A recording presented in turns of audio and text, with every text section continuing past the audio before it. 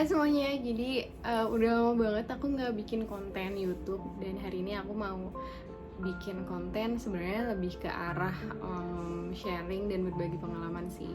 Jadi hari ini video ini didedikasikan buat anak aku yang lagi ulang tahun ke 6 tahun. Jadi aku mau berbagi pengalaman aku ketika melahirkan baby prematur di usia 27 week dan gimana caranya merawat baby prematur. Jadi awalnya aku bakal ceritain kronologinya seperti apa dan gimana cara ngerawatnya sampai dia sekarang udah besar, udah 6 tahun. Jadi jangan skip videonya, jangan lupa like, subscribe videonya supaya kalian gak ketinggalan video-video baru dari aku.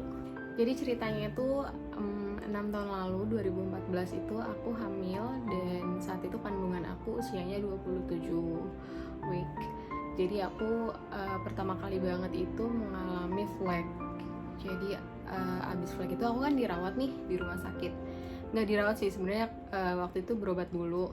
Nah setelah berobat dikasih obat sampai rumah ternyata flagnya itu tambah parah, jadinya aku mengalami pendarahan. Akhirnya aku harus dirawat di rumah sakit. Nah besok paginya itu sekitar, pokoknya kan sebelum itu kan aku diambil darah, diambil semuanya gitu lah, dicek. Dan besok paginya tuh aku ngerasa kayak udah better gitu, tapi tetap masih keluar flek. Dan yang kondisi paling parahnya itu sore, jam 3 sore itu aku ngerasa perut aku tuh sakit banget. Di situ karena anak pertama, which is aku nggak ngerti apa-apa, jadi aku langsung panggil susternya waktu itu.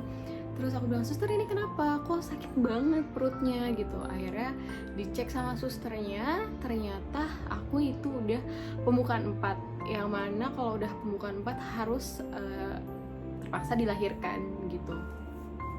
Akhirnya aku dibawa ke ruang bersalin sama dokternya tuh, anak aku dikasih pematangan paru gitu, disuntik pematangan paru karena di usia 27 week itu kan belum ada yang berkembang sama sekali gitu kan. Akhirnya disuntiklah pematangan paru. Akhirnya aku melahirkan secara normal di usia 27 week dan saat itu anak aku lahir di 1,2 kilo. Karena kondisinya nggak memungkinkan, akhirnya kan anak aku langsung dibawa ke NICU. Jadi aku nggak sempat lihat atau apa, langsung dibawa ke NICU. Dan besok paginya, hari berikutnya, dokter anaknya dan dokter SPOG aku ngabarin kalau anak aku itu harus dirawat intensif dengan alat yang namanya HFO. Situ tuh nggak ada di rumah sakit itu, jadi aku harus pindahin anak aku ke rumah sakit yang ada alat HFO-nya itu. Setelah itu 1 hari setelah aku habis lahiran banget, jadi aku udah kayak nggak ngerasain habis lahiran tuh orang kan kayak recovery atau apa. Aku udah nggak ngerasain sakit, nggak ngerasain apa-apa, aku cuma mikirin gimana anak aku gitu. Terus aku juga di posisi yang kayak sadar nggak sadar gitu, ini beneran nggak sih gitu. Tapi akhirnya pindah rumah sakit, dibawa sama ambulan, dan itu ambulannya mahal banget, 11 juta 11 juta untuk pindah ke rumah sakit di Jakarta, di daerah Jakarta Selatan. Dan rekomendasi dari dokter anak aku di rumah sakit sebelumnya, ada dokter yang bagus banget untuk NICU, untuk perawatan baby prematur di rumah sakit itu gitu. Akhirnya aku dibawa ke sana. Anak aku dibawa ke sana itu jam 1:30 pagi sampai sana. Terus dokter NICU-nya tuh bilang, udah bapak ibu istirahat aja gitu, biar ini kita tanganin. Semuanya diganti, selang dari rumah sakit yang lama diganti deh, itu isinya penuh darah. Dan kondisi anak aku kan masih kecil banget ya, 27 week tuh kayak masih ada tangannya tuh, kita bisa lihat kayak pembuluh darahnya gitu loh, jadi kayak transparan, kasihan banget sih. Terus ya udah akhirnya dipasanglah alat itu gitu, yang harganya tuh 1 harinya sekitar 10 juta. Kalau sama kamar tuh 2.500.000, karena anak aku intensif kan, maksudnya dia nggak bisa digabungin sama yang di NICU yang lainnya juga, temen NICU lainnya aja dia nggak bisa gabung karena kecil banget. Akhirnya dia sendiri dan susternya pun sendirian. Akhirnya berjalan 2 hari 3 hari aku udah posisinya udah nggak bisa nangis lagi kayaknya. Terus di posisi hari ke-8 gitu kebetulan ASI aku udah keluar, jadi aku tuh abis lahiran besokannya ASInya udah keluar gitu loh. Nah hari ke-8 tuh tabungan ASI aku kan udah banyak kan, sedangkan anak aku belum bisa minum. Anak aku tuh cuma butuh 1 tetes ASI doang, sedangkan aku tuh sehari bisa menghasilkan ASI tuh sekitar 500-700 mili gitu, karena aku bener-bener rutin pumping 2 jam sekali gitu. Dan ada posisi dimana aku tuh sempat ngedown, jadi di hari ke-8 itu aku ngerasa kayak kok orang tuh gampang banget ya punya anak gitu. Aku tuh kok harus ngalamin yang awalnya PCOS dulu lah, ribet lah segala macam gitu. Teman-teman pasti tahu yang udah nonton video aku sebelumnya, aku kena PCOS dan terus sekarang habis itu dikasih cobaan anak aku prematur gitu. Kayaknya kok nggak mulus banget gitu. Cuman aku percaya banget, maksudnya Allah tuh nggak akan ngasih cobaan ke kita kalau kita tuh nggak bantu. Jadi di posisi aku down, aku nangis waktu itu. Terus aku ditelepon sama suster di rumah sakit. Dia bilang, "Bunda, mami ya nangis ya, sedih ya." Terus aku cuma bisa diem aja gitu. "Jangan nangis ya mam, soalnya ini Levi sempet jadi anak aku tuh sempat kondisinya turun, dan itu ketika aku sedih gitu." Dan itu percaya nggak percaya sih, tapi mulai detik itu aku nggak pernah nangis lagi. Dan aku nggak pernah, ketika susternya tuh ngasih nguatin aku, "Mami jangan nangis gitu, jangan sedih, kalau sedih nanti babynya sedih nih, jadi dia jadi turun terus saturasinya." Jadi kan saturasi oksigennya tuh harus di atas 97 kan. Nah sejak saat itu aku nggak pernah lagi nangis. 10 hari pertama tuh berjalan lancar. Akhirnya anak aku keluar dari kondisi kritisnya. Terus dia udah bisa pakai ventilator biasa. Minumnya juga udah mulai 1 tetes, 2 tetes, 3 tetes, 5 tetes gitu. Dan setelah keluar dari masa kritis itu aku baru diajarin sama susternya gimana caranya ngerawat supaya dia cepet berkembang, kondisinya cepet baik.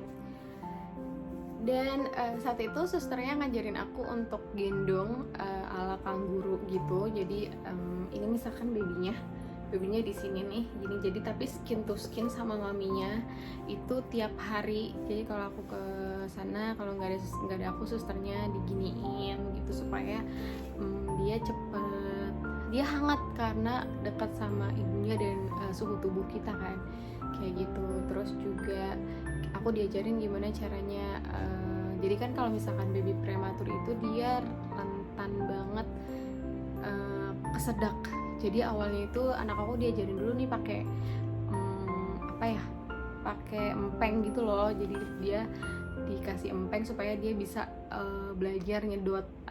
Akhirnya 1 bulan, setelah 1 bulan di rumah sakit, anak aku belum boleh pulang karena harus ada yang dicek. Jadi mami-mami yang melahirkan bayi prematur itu harus cek matanya, karena baby prematur itu rentan sama namanya ROP, retinoplastic of prematurity. Itu penyakit gangguan syaraf di mata. Jadi kalau bayi prematur itu rentan banget. Makanya aku di 1 bulan anak aku lahir, aku cek matanya, itu juga rekomendasi dari dokter sana. Dan alhamdulillah banget anak aku semuanya normal, berjalan normal gitu. Dan aku juga ketika itu jadi punya banyak anak yang aku kasih ASI gitu, karena anak aku kan minumnya tuh belum banyak, tapi tuh aku ASInya tuh udah melebihi, udah cukup gitu loh. Jadinya aku juga di situ bersyukur karena aku bisa bagi-bagi ASI aku buat teman-temannya anak aku, temen yang ada di NICU, karena ada beberapa yang maminya stres nggak bisa, karena stres jadi nggak bisa, ASInya nggak keluar. Atau ada lagi yang maminya preklamasi ya, jadi masih butuh pemulihan gitu. Jadi aku nggak mau, aku kan ngerasain banget gitu ya punya anak di NICU itu rasanya kayak gimana. Jadi aku ya udahlah, aku juga aku harus nyelamatin juga gitu loh, teman-temannya anak aku yang ada di NICU gitu. Jadi aku nggak tega juga, jadi ya udah aku bilang, aku suster nggak apa-apa, kasih aja gitu, atas persetujuan aku, persetujuan suamiku dan keluarga aku, jadi ya udah nggak apa-apa gitu. Jadi sampai sekarang aku juga menjalin hubungan juga baik sama ibunya dari anak-anak yang aku susuin kayak gitu. Oke, balik lagi, habis cek mata semuanya normal. Terus di sini mulai anak aku dikasih susu dengan protein tinggi khusus untuk baby prematur. Jadi anak aku direkomendasikan sama dokter untuk dia pakai susu berprotein tinggi supaya ngebus BB-nya tuh jauh lebih cepat kayak gitu. Itu harganya juga lumayan banget, satu kalengnya sekitar 900 ribuan. Tapi alhamdulillah anak aku cuma butuh 3 kaleng aja karena cepet banget gitu naiknya. Dan anak aku tuh akhirnya dirawat sampai 2 bulan di rumah sakit, dan keluar dari rumah sakit itu 2,5 kilo. Nah setelah 2,5 kilo itu aku di rumah diajarin banget gimana caranya merawat baby yang keluar dari NICU, dari prematur gitu. Jadi yang pertama itu harus skin to skin sama maminya. Jadi itu penting banget. Jadi kayak setiap hari aku gendong dia ya. Maksudnya nggak yang kalau lagi tidur aku suka kayak giniin kayak gitu. Atau kalau lagi aku senggang ada waktu, aku tidurin juga di sini. Terus abis itu baby prematur itu kan rentan kesedak karena dia refleksnya tuh belum begitu bagus gitu. Jadi sama kayak bayi-bayi yang lainnya sih, setiap habis minum susu tuh kita pasti sendawain sampai sendawa, karena kalau enggak nanti dia akan muntah gitu, atau minumnya tuh bobonya tuh nggak boleh terlentang, jadi harus miring, dimiring-miringin atau ditengkurepin kayak gitu. Sebenarnya perawatannya sama bayi-bayi yang lainnya, cuman lebih sering, metode kangurunya jauh lebih sering karena dengan skin to skin sama maminya itu akan mempercepat perkembangan dia gitu.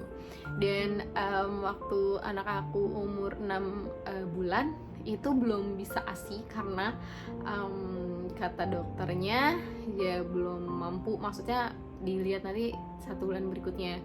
Akhirnya di usia 7 bulan anak aku baru MPASI gitu. Tapi so far so good, semua berjalan lancar, nggak ada yang gimana gitu, yang anaknya mau makan dengan baik kayak gitu.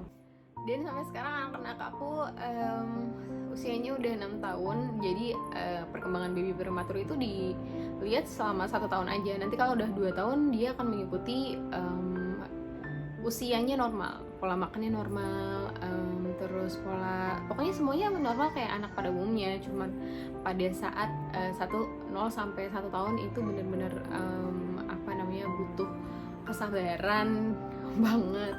Jadi terus juga di usia 1,5 tahun aku balik ke dokter mata buat ngecek matanya anak aku, karena di usia 1,5 tahun itu harus diulang ROP-nya, cek ROP-nya, dan alhamdulillah nggak ada yang aneh-aneh. Jadi semuanya berjalan lancar gitu. Sampai sekarang anaknya sehat, udah 6 tahun kayak gitu sih. Segitu aja cerita pengalaman aku yang ngelahirin baby aku yang prematur. Semoga bisa jadi bukan pelajaran ya, semoga bisa membantu teman-teman ibu-ibu semuanya yang lagi ada di kondisi punya baby yang sama kayak aku waktu itu. Tetap sabar, kita harus ngelakuin yang terbaik buat anak kita supaya anak kita tuh tumbuh dengan baik.